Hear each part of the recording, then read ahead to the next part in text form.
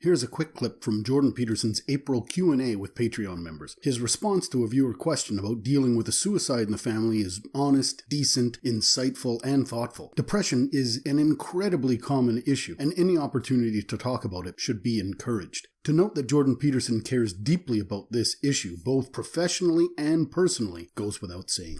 Our daughter ended her life at 24 due to depression. If someone is determined to end their life, how can one change their mind? Oh, well, first of all, I'm very sorry about that. That's a terrible thing.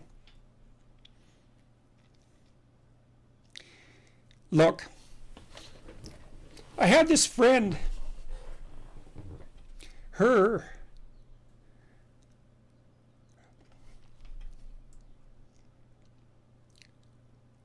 sorry. There's been a lot of depression in our family, so it's a question that cuts close to the bone. Anyways, I had this friend, a friend of my parents, and her granddaughter committed suicide, you know. She was just beating herself up about that. What could have I done? What could have I done differently? This is the problem with suicide. It leaves everybody behind thinking, oh my God, what could have I done? I could have treated the person better. I could have listened. I could have been there. It's like, and she was just beating herself up about this, really feeling that she wasn't a useful person, that she'd failed as a grandmother. She's a really good person, you know. And so I went for a walk with her, and I said, and she's married, and she likes her husband, and he's a really good guy.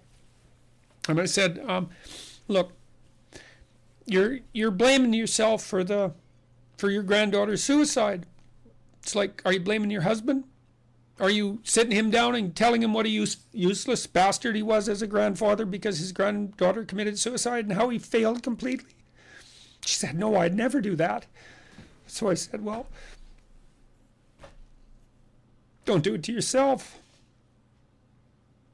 No. Depression is a terrible thing. And many, many, many things cause it, and we don't understand.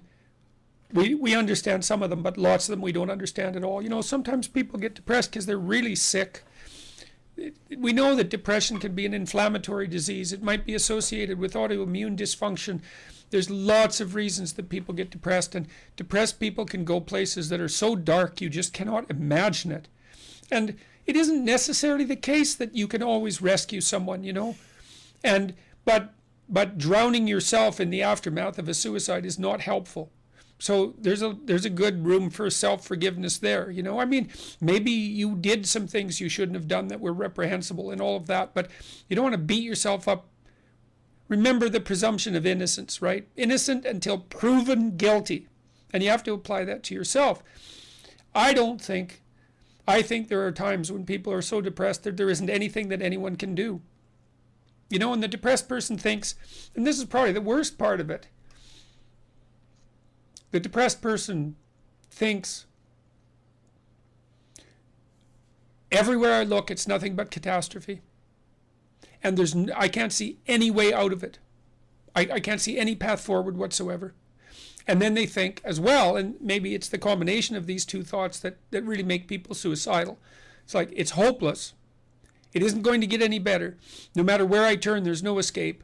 The suffering is unbearable. And I'm absolutely no use whatsoever to anyone. It would be better for everyone if I was just gone, because if I'm not so much of a burden now that it's going to destroy their life, then I'm going to be that much of a burden in the future.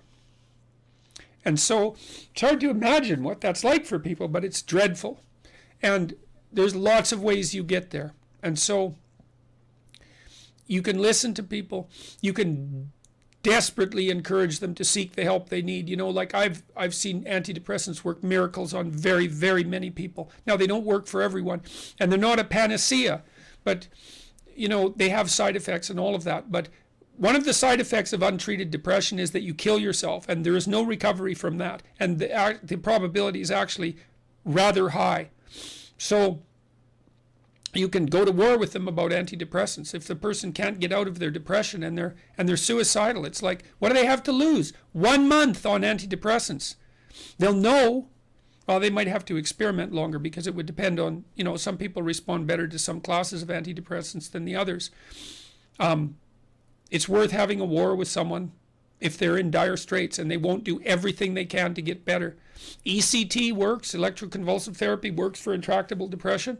It's a terrible thing to contemplate, but the modern versions of ECT aren't. One flew over the cuckoo's nest. And again, it's like there's no coming back from death. So, look, it isn't clear. You can't rescue everyone. People get sick and they die.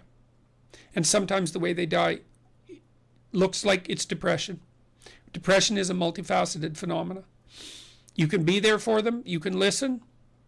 You can watch. You can intervene. You can try to understand. You can hold them accountable. You can do all of those things. But everyone has their own destiny, and you're not omnipotent. And so sometimes a catastrophe occurs, like your daughter's. And then you should try to drag the least amount of misery forward that you can once you recover from your grief. Yeah.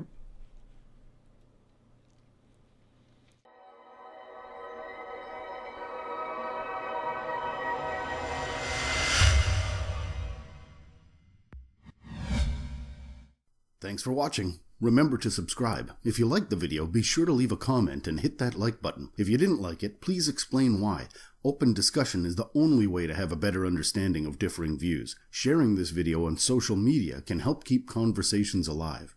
Now, here are a few other videos that you may be interested in.